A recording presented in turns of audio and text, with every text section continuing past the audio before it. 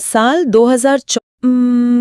2014 की एक तस्वीर है जो मतलब अक्सर चर्चा में रहती है, आपने भी शायद देखी होगी। हाँ, वो संसद भवन के बाहर वाली तस्वीर ना। बिल्कुल वही।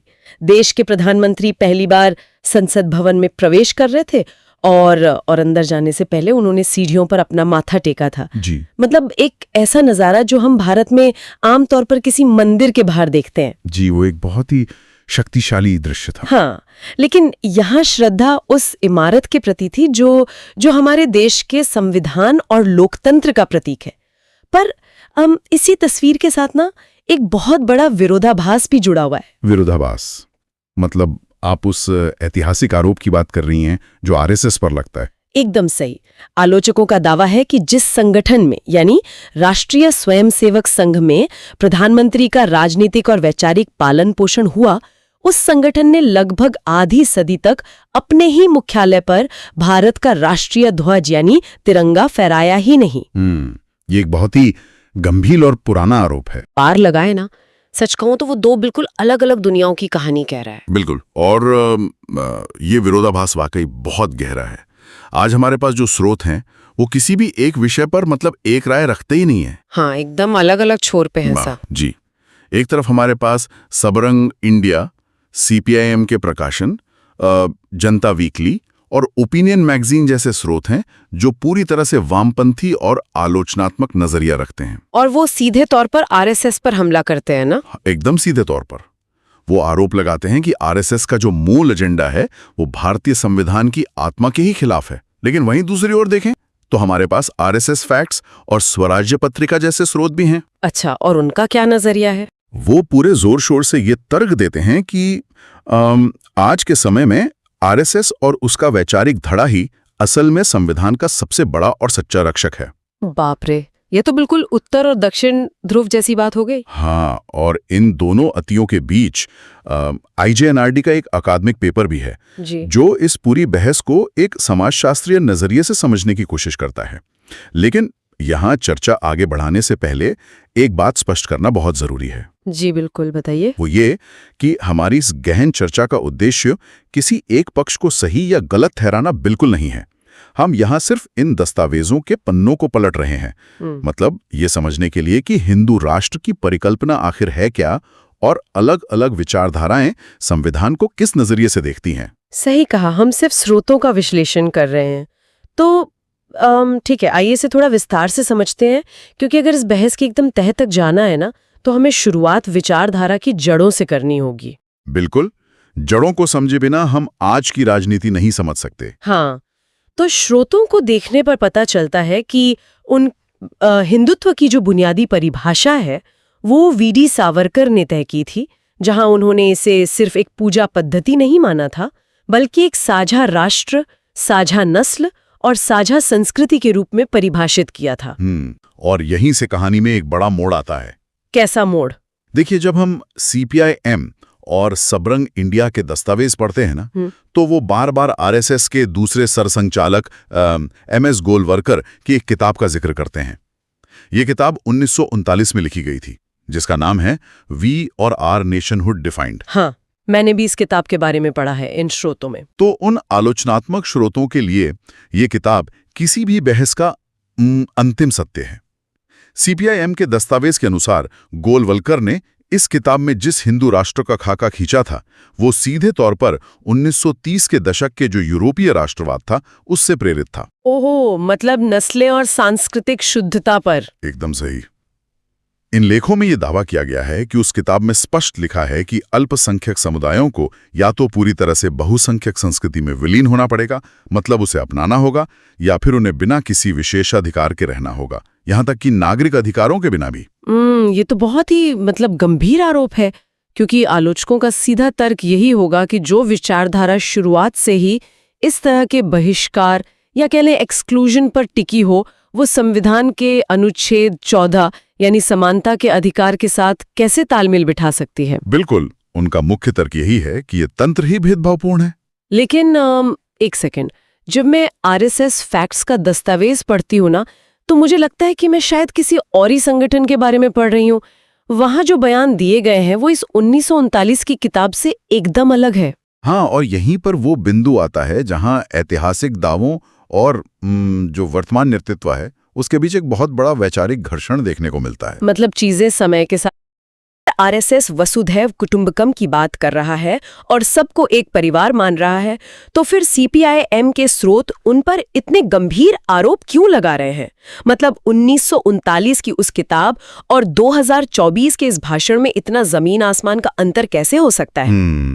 इस भारी अंतर को समझने के लिए हमें यह देखना होगा कि कोई भी विचारधारा समय के साथ कैसे विकसित होती है या खुद को कैसे ढालती है। मतलब वो इवॉल्व होते हैं? जी, समर्थक स्रोतों का यही मानना है कि संगठन कोई जड़ या रुकी हुई चीज नहीं है, वह समय, समाज और राजनीतिक यथार्थ के साथ विकसित होता है। उनका तर्क है कि आज का नेतृत्व जो कह रहा है वही संगठन का आज का सत्य है। समझ रही हूँ, लेकिन आलोचक इस पर क्या कहते हैं? आलोचक इसे सिरे से खारिज करते हैं। वो कहते हैं कि ये महज एक राजनीतिक मुखौटा है।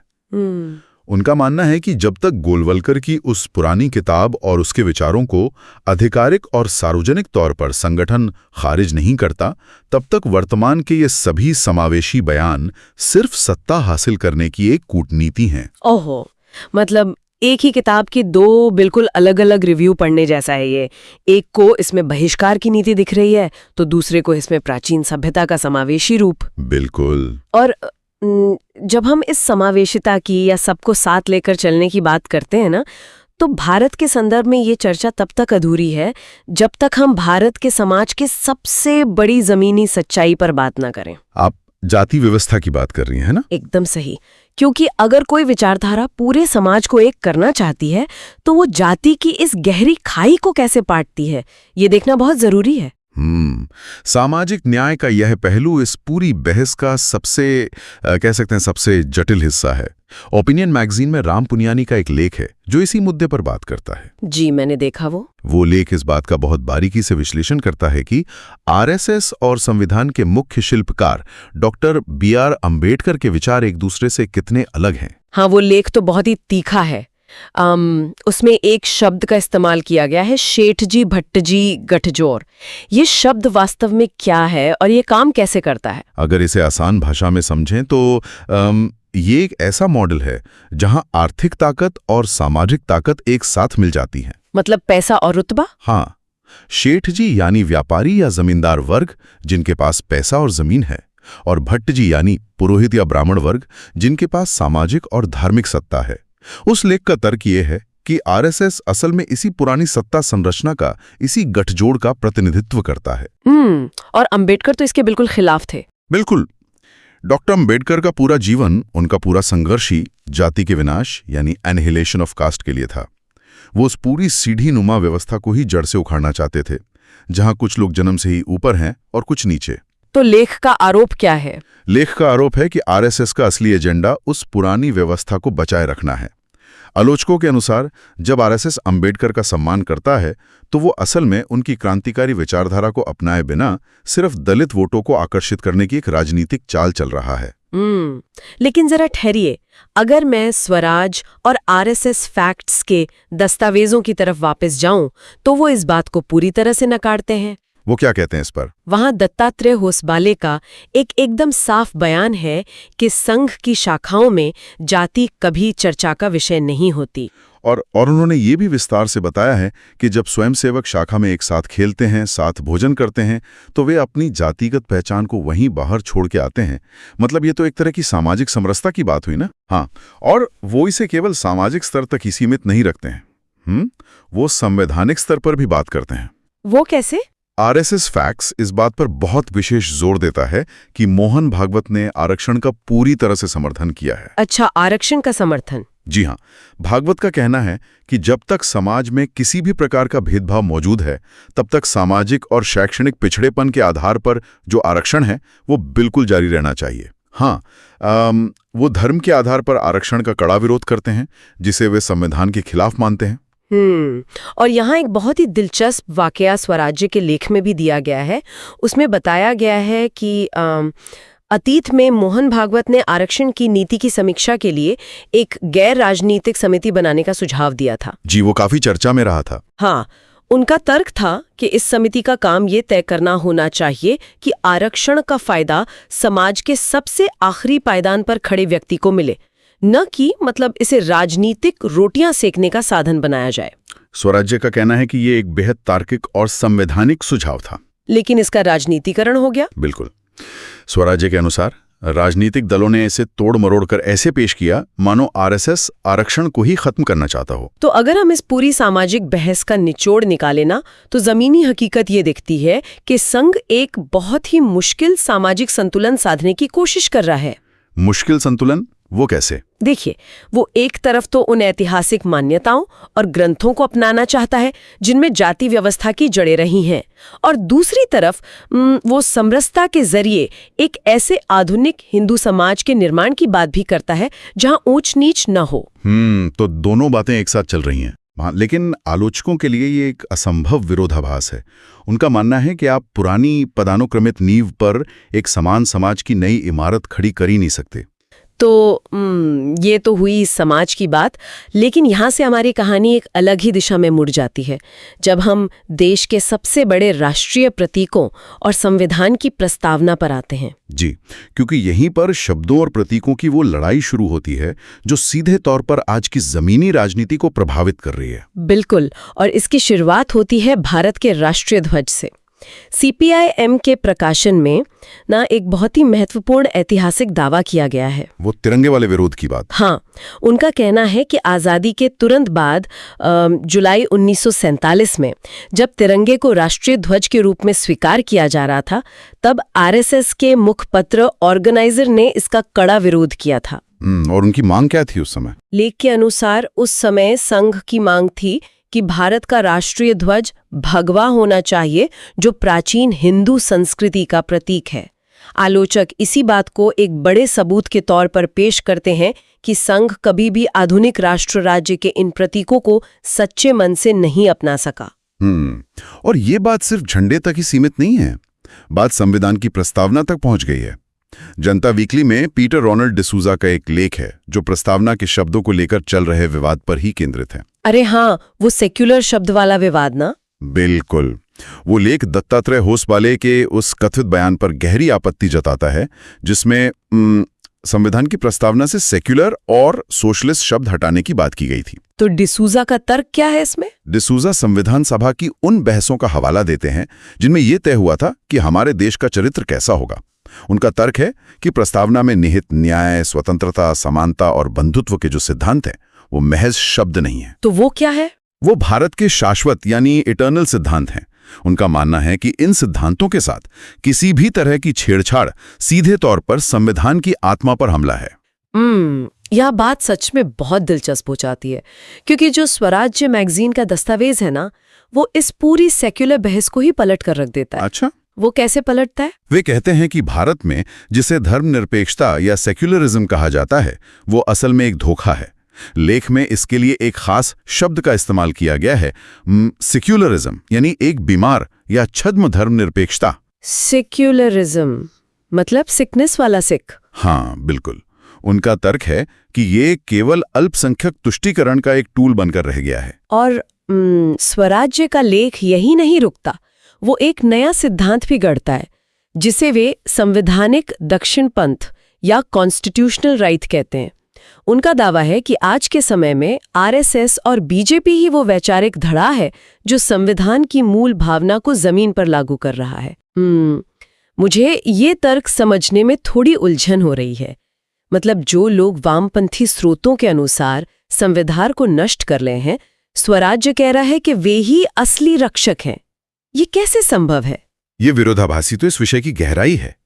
स्वराज्य इसका उदाहरण 3 तलाक को खत्म करने के फैसले से देता है। अच्छा, 3 तलाक? हाँ, लेख ये तर्क पेश करता है कि जब मुस्लिम महिलाओं की व्यक्तिगत स्वतंत्रता, उनके समानता के अधिकार और उनके जीवन की गरिमा का सवाल आया, तो जो तथाकथित सेक्युलर और वामपंथी दल थे वो एकदम चुप हो गए। क्यों चुप हो गए? क्योंकि उन्हें अपने वोट बैंक के खिसकने का डर था, जबकि इस कुप्रथा को खत्म करने का काम उसी राजनीतिक धड़े ने किया जो RSS की विचारधारा से प्रेरित है। जरा रुकिए, यहाँ 1 मिनट के लिए इसे गहराई से समझते हैं। स्रोतों के अनुसार स्वराज्य का तर्क ये है कि 3 तलाक को खत्म करना असल में यूरोपियन ज्ञानोदय यानी यूरोपियन एनलाइटनमेंट के मूल्यों के अनुरूप है। जी बिल्कुल, रूढ़ियों और कट्टरपन से ऊपर होने चाहिए। एकदम सही। तो क्या स्वराज्य यह कह रहा है कि जिस आरएसएस पर आलोचक धार्मिक राष्ट्रवाद थोपने का आरोप लगाते हैं, असल में वही संगठन समाज में आधुनिक और ज्ञानोदय के इन प्रगतिशील मूल्यों को कानूनी रूप दे रहा है? मतलब ये तो एक ऐसा विरोधाभास है जो किसी के भी दिमाग को चकरा दे। हाँ, और ये वास्तव में एक बहुत बड़ा वैचारिक पलटवार है। हाँ। दक्षिणपंथी स्रोतों के लिए यह कदम ये साबित करता है कि उनका जो हिंदुत्व है वो संविधान को पश्चिमी चश्मे और तुष्टीकरण की राजनीति से मुक्त कर रहा है, और वो सबके लिए समान कानून की वकालत कर रहे हैं। बिल्कुल। लेकिन वामपंथी स्रोतों के लिए यह सब सिर्फ बहुसंख्यकवाद को लागू करने का एक बहाना है ताकि अल्पसंख्यकों को उनके धार्मिक अधिकारों से वंचित किया जा सके। लेकिन देखिए, ये सब सुनने में ना ऐसा लगता है जैसे ये महज किताबों, भाषणों और प्रस्तावना के शब्दों की एक बौद्धिक लड़ाई है।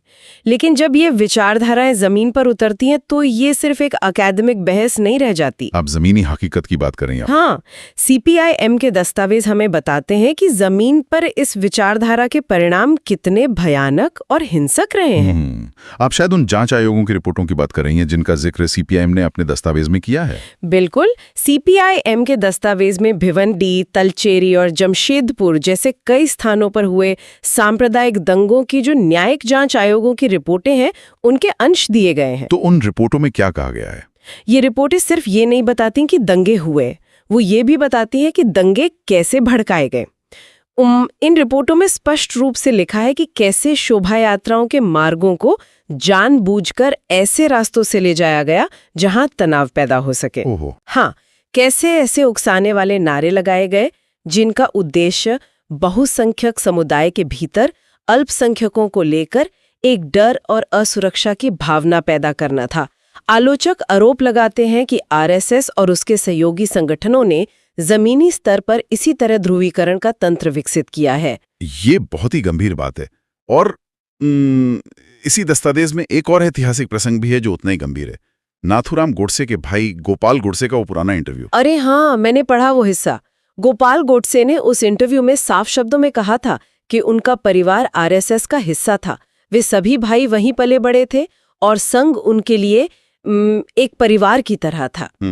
गोडसे का संघ से जुड़ाव। हाँ, अब हम जानते हैं कि आरएसएस ने हमेशा महात्मा गांधी की हत्या की निंदा की है और गोडसे के कृत्य को उसका अपना व्यक्तिगत पागलपन बताया है। लेकिन सीपीआईएम इस इंटरव्यू का इस्तेमाल ये दिखाने के लिए करता है कि गोडसे कोई अलग-थलग व्यक्ति नहीं था। तो वो क्या था उनके अनुसार? वो उसी वैचारिक नर्सरी की उपज था जहां नफरत और कट्टरता के बीज बोए गए थे। अगर हम इतिहास की इन अंधेरी गलियों से बाहर आकर आज के वर्तमान राजनीतिक परिदृश्य पर नजर डालें तो एक बहुत बड़ा सवाल खड़ा होता है। वो क्या? वो विचारधारा जिस पर आजादी के बाद से इतने गंभीर आरोप लगे हों, जिसे इतने दशकों तक मुख्यधारा से दूर रखा गया हो, वो अचानक सत्ता के बिल्कुल केंद्र में कैसे आ गई? और यहीं पे IJNRD का एकेडमिक पेपर अपनी भूमिका निभाता है। अच्छा, वो पेपर इस उभार को कैसे समझाता है? ये पेपर हमें बताता है कि ये उभार सिर्फ दक्षिण पंथ की अपनी मेहनत का नतीजा नहीं है। इसमें पुरानी सरकारों की एक बहुत बड़ी नाकामी भी शामिल है। हाँ, मैंने पढ़ा है। पेपर में इसे सेक्युलर अहंकार यानी सेक्युलर एरोगेंस कहा गया है। ये सेक्युलर अहंकार जमीन पर कैसे काम करता था?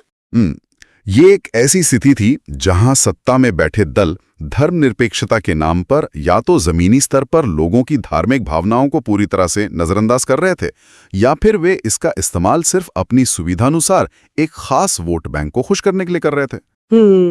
तो आम आदमी को कैसा लगा? एक आम मतदाता को ऐसा लगने लगा था कि उसकी धार्मिक पहचान को नीचा दिखाया जा रहा है।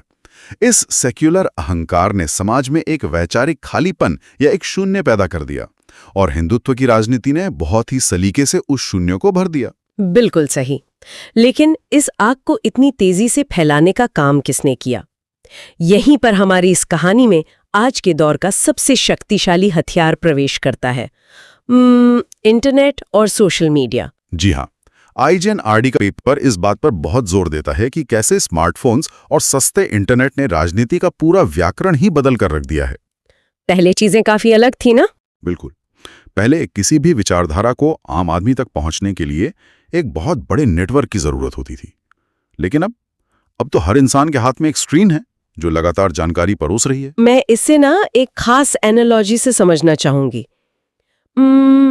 ये ऐसा है जैसे आपने किसी कमरे में एक ऐसा स्मार्ट थर्मोस्टेट लगा दिया हो जो सिर्फ अत्यधिक गर्मी को ही पहचानता है। अच्छा, दिलचस्प एनालॉजी है ना? वो थर्मोस्टेट कमरे के सामान्य तापमान को पूरी तरह से नजरअंदाज कर देता है और भट्टी को लगातार चालू रखता है। समाज में जो विभाजन, जो मतभेद पहले से मौजूद थे, सोशल मीडिया के एल्गोरिथम ने उसे उस भट्टी की तरह दहका दिया है। ये थर्मोस्टेट वाला उदाहरण बिल्कुल सटीक है। पेपर इसी घटना को इको चेम्बर्स का नाम देता है। इको चेम्बर्स, जहां सिर्फ अपनी ही आवाज सुनाई देती है। जी, जब आप इंटरनेट पर होते हैं तो एल्गोरिथम आपको केवल वही वीडियो, वही लेख और वही विचार दिखाता है जो आपकी पहले से बनी हुई धारणाओं को और मजबूत करते हैं। हाँ, वो आपको बाहर निकलने ही नहीं देते। बिल्कुल। अगर आप किसी एक विचारधारा के विरोधी हैं तो आपको दिन भर उसी के बारे में डरावनी खबरें दिखेंगी, और अगर आप समर्थक हैं तो आपको सिर्फ वही चीजें दिखेंगी जो उस विचारधारा को महान बताती हैं। इसका असर क्या हुआ है? इस तकनीक ने समाज में ध्रुवीकरण को इस कदर बढ़ा दिया है कि अब लोग एक दूसरे से बात नहीं करते, वे सिर्फ अपनी अपनी सच्चाइयों के इको चेम्बर में चिल्ला रहे हैं। तो अगर हम स्रोतों की इस पूरे भूल भुलैया को पार करके देखें तो इस विस्तृत चर्चा से भारत की दो बिल्कुल अलग-अलग तस्वीरें हमारे सामने उभरती हैं। और दोनों ही तस्वीरें बहुत ही स्पष्ट हैं और एक दूसरे के बिल्कुल विपरीत भी हैं। हाँ, तो पहली तस्वीर क्या है? एक तस्वीर वो है जो वामपंथी और आलोचनात्मक स्रोतों से बनती है। इस नजरिए से देखें तो आरएसएस एक ऐसा संगठन है जो भारत के धर्मनिरपेक्ष, समावेशी और बहुलवादी संविधान को भीतर ही भीतर कमजोर कर रहा है। और उनका मकसद क्या है इस नजरिए के अनुसार? उनका तर्क है कि ये सब एक ऐसे बहुसंख्यकवादी हिंदू राष्ट्र के निर्माण के लिए किया जा रहा है जहां अल्पसंख्यकों को हाशिए पर धकेल दिया जाएगा और सामाजिक पदानुक्रम को फिर से स्थापित किया जाएगा। और दूसरी तस्वीर वो है जो स्वराज्य और समर्थक स्रोतों से निकल कर आती है। ये तस्वीर आरएसएस को भारत की प्राचीन सभ्यता और वसुधैव कुटुंबकम जैसे मूल्यों के रक्षक के रूप में पेश करती है। बिल्कुल। इस नजरिए से देखा जाए तो वे ही असली संविधानवादी हैं जो देश को वोट बैंक की राजनीति और छद्म धर्म निरपेक्षता की उस बीमारी से बाहर निकाल रहे हैं जिसने दशकों तक देश के विकास को रोके रखा। उनके लिए एक नागरिक संहिता और 3 तलाक का खात्मा ही असली संवैधानिक न्याय है।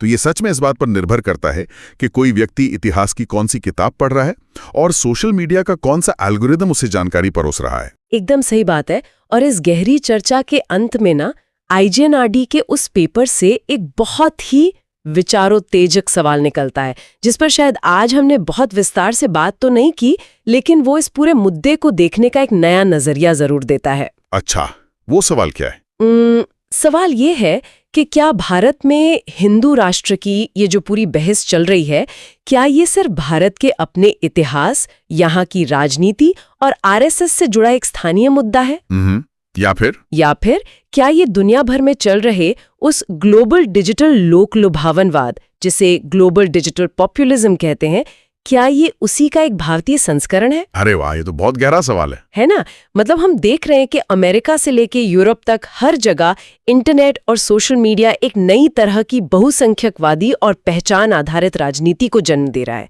तो क्या भारत की ये स्थिति उसी वैश्विक बदलाव का हिस्सा है?